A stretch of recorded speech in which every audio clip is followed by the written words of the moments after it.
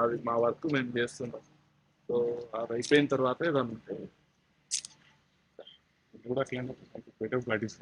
Just అన్నాం కానీ Finish కాలేదు. ఇప్పుడు మేము ఓన్లీ రికార్డ్ కలెక్ట్ చేస్తున్నాం. మా ఫైండింగ్స్ అదే ఇప్పుడు నేను ఓన్లీ చేస్తుంది విచారణ భాగంగా జస్ట్ అవుట్లైన్ చెప్పాను. నేను చెప్తా. Okay, thank you. Thank you sir.